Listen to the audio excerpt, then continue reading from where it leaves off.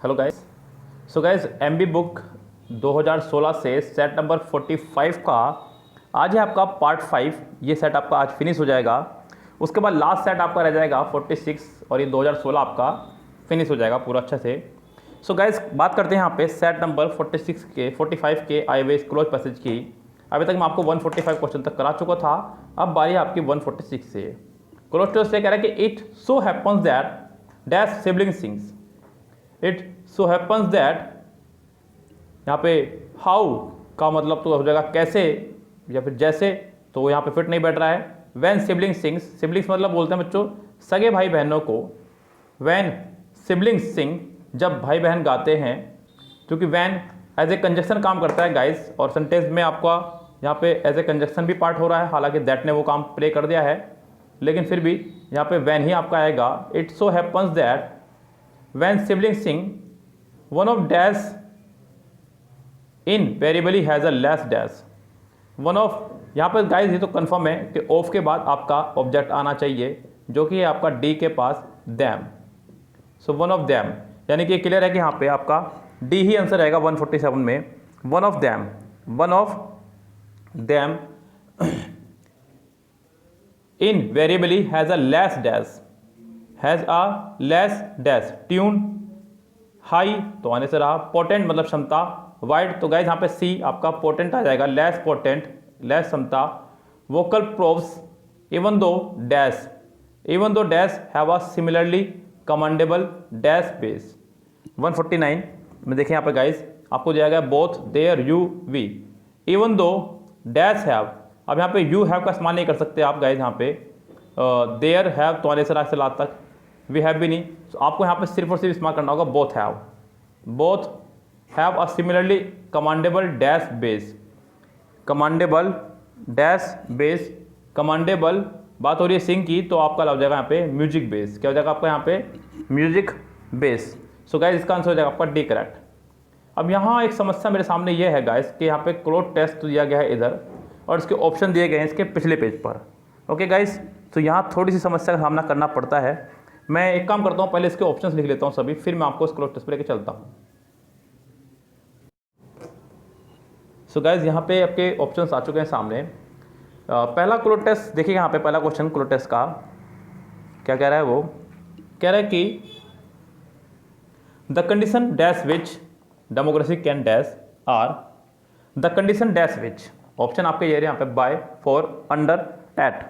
सो guys यहाँ पे the condition at विच या फिर अंडर विच, तो वैसे तो यहाँ पे ज़्यादा अच्छा रहेगा अंडर विच, जिसके अंतर्गत democracy can dash, democracy can dash. तो कैन का मतलब यहाँ पे पनपने से है यहाँ पे कि डेमोक्रेसी किस तरह से आपकी डैश हो सकती है। So the condition under which the democracy can flourish, can flourish यानी कि पनपना, are dash to dash, are dash to dash, are dash difficult, easy, interesting या मीनिंगलेस। 153 में आपका आंसर हो जाना चाहिए A, are difficult to dash. बहुत डिफिकल्ट है उसको डिस्कस करना, बहुत डिफिकल्ट है उसको डिस्कस करना। But one thing is dash, but one thing is dash, यानी कि एक चीज़ जो है वो बिल्कुल डैश है। One thing is clear, one thing is clear that, एक चीज़ जो है वो बिल्कुल क्लियर है, वो क्या है गाइस। उसके बाद आपका ऑप्शन है यहाँ पे राइज, जंप, ग्रो और सक्सीड। सो कह रहा है कि one thing is clear, one thing is clear that democracy is always a slow growth, whereas dictators में डैश टू डैश, डिक्टेटर्स में राइज, क्योंकि इसके बाद टू आना चाहिए कंफर्म आपका, राइज टू डेथ। 157 में ऑप्शन है हमारे पास में फेम, जेनरसली, ग्लोरी या पावर। सो 157 में ऐसे में हो जाएगा आपका यहाँ पे क्लियर बिल्कुल पावर, क्योंकि पावर ही मिलती है आपको यहाँ से लोगों को। सो वेरियाज में dash to power and dash a new 158 restart, establish, enter या डिफाइन। सो गाइज यहाँ पे आपका हो जाएगा इस्टेब्लिश, वो अपना एक स्टेटस स्टेब्लिश कर लेते हैं। establish a new dash, establish a new regime, state, era या epoch।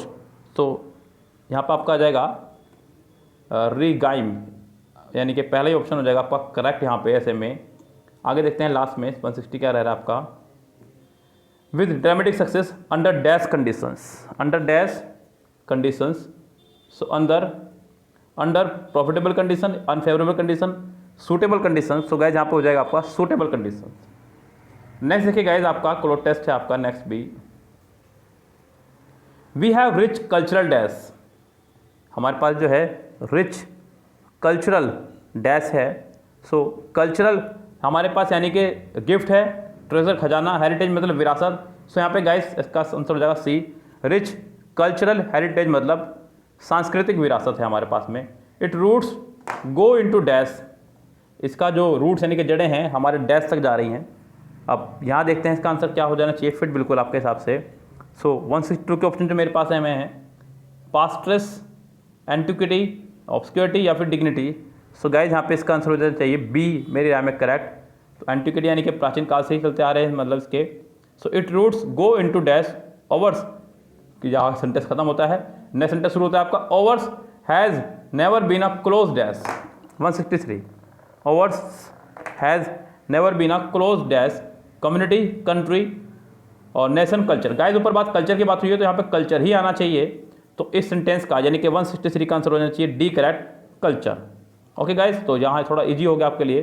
Close culture, it has dash just like a tree, it has dash just like a tree grown Ryzen. तो बच्चों आपका जो पेड़ है वो ग्रो करता है गाइज, राइजन नहीं करता है, एक्सपेंड नहीं करता है, ब्रांच नहीं करता है, तो वो पेड़ जो है आपका ग्रो करता है। तो यहाँ पे आपका आ जाना चाहिए grow clearly. It has grown just like a tree, यानी कि पेड़ की तरह ये भी ग्रो करता है, पेड़ की तरह ये भी ग्रो करता है। आपका 165 देखिएगा ध्यान से, dash to a external dash, dash and tree dash to, आगे वेलकम, एगर, ओपन या agreeable. Open to external, open मतलब खोलना, तो यहाँ पे 165 का आंसर हो जाएगा सी, क्योंकि वेलकम, एगर, उत्सुक, एग्रीएबल तो आने से रहा, ओपन यानी कि रास्ते खोलता है। देखिए संविधान वगैरह की यानी कि कल्चर की बात हो रही है तो ये आपके लिए रास्ते ही खोलता है आगे के लिए। So open to external dash, open to external dash influences, facts, modifications. So guys आपका यहाँ पे आ जाएगा इन्फ्लुएंसेस यानी कि प्रभाव डालना लोगों पर, influences just like a tree open to external influences but holding its root dash, but holding its roots light, fast, hardly, hard. Fast का मतलब यहाँ पे बच्चों कस के पकड़ने से है, तो यानी कि आप इसकी जड़ को कस के पकड़ रखें, यानी कि अपने कल्चरल चीज़ों को आप ना छोड़ें, इससे जुड़े रहें तो ही आप डेफिनेटली आगे बढ़ते रहेंगे। तो यहाँ पर roots fast, but one wonders today whether it will be able to hold its dash. यहाँ पे टीचिंग्स 168 देखिएगा, टीचिंग्स, डॉक्ट्राइन, मोरल्स या वैल्यूज़। सो गाइज यहाँ पे आपका आंसर हो जाना चाहिए but one wonders today whether it will be able to hold its values. यहाँ पे इट्स की वजह से आपका वैल्यूज़ आना चाहिए, यानी कि इसकी कीमत, एक तरह से कीमत मतलब पैसों वाले नहीं, वैसे जो आंकना होता है किसी चीज़ का, इस तरह से है। The dash of our cultural heritage has come under the dash, the dash, the source, the minerals, the altar, the citadel. So guys यहाँ पे जो आपका आंसर है सिटेडल 169 में, वो ज़्यादा बेटर रहेगा फिट यहाँ पे। सो द सिटेडल जो है हमारा, सिटेडल का मतलब होता है एक तरह से गाइज कह सकते हैं ना कि चबूतरा टाइप जिसको बोल देते हैं नॉर्मली, तो उसको बोल देते हैं गाइज यहाँ पे। So the citadel of our cultural heritage has come under the dash of western culture. So come under the dash, tide, sway, current या विंड। सो गाइज यहाँ पर आ जाएगा आपका स्वे करेक्ट। सो इसका आंसर हो जाएगा, स्वे का मतलब होता है बाय प्रभाव से, तो जो प्रभाव पड़ा है इस पर वेस्टर्न का पड़ा है यानी कि, तो इसका आंसर हो जाएगा आपका डी करेक्ट। आगे देखिएगा एक पैसेज है बड़ा प्यारा, क्या कह रहा है, कह रहा है कि when I think of my family's history on the land I experience a pang of regret unlike much of the arid, unlike much of the arid, unlike much of the arid waste.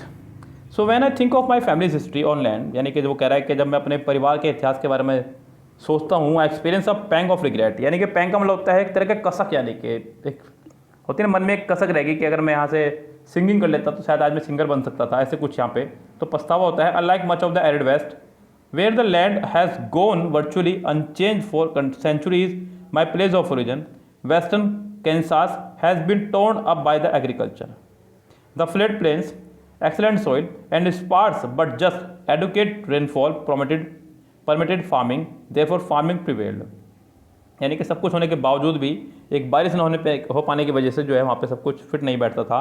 And a good 90% of the origin sad sod prairie is gone, the consequence in human terms is that our relationship to our place has always felt primarily mercantile।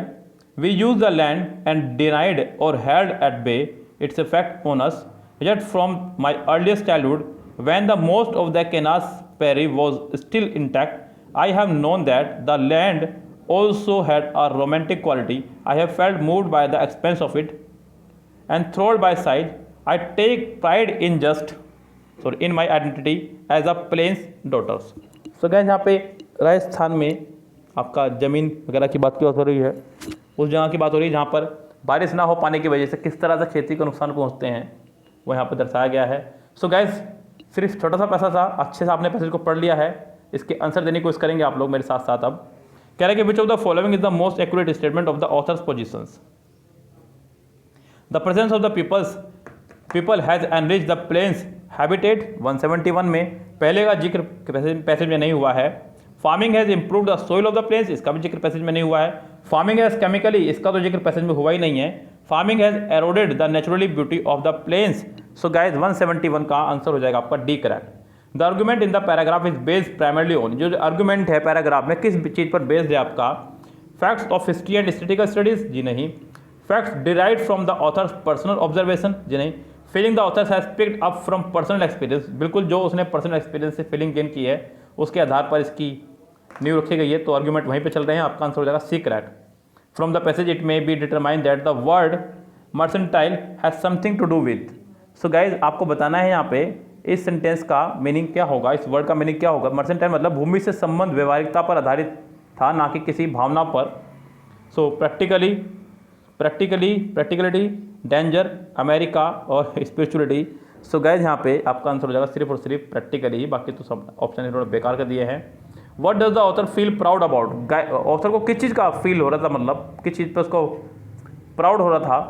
तो उसको इस बात पे proud था कि my identity as a plains daughter, उसको इस बात पर था प्राउड कि उसको जो है प्लेन्स डॉटर के नाम से जाना जाएगा। So being an American, being a native of Kansas. So मेरे राय में यहाँ पे आंसर हो जाना चाहिए 174 का बी करेक्ट, और तो कुछ नहीं बचता यहाँ पे। What factor change the entire landscape of Kansas, wind, heat, agriculture या फ्लडिंग। सो गाइस यहाँ पे हो जाएगा एग्रीकल्चर ने। Most economist in the United States seem captivated by the spell of the free market.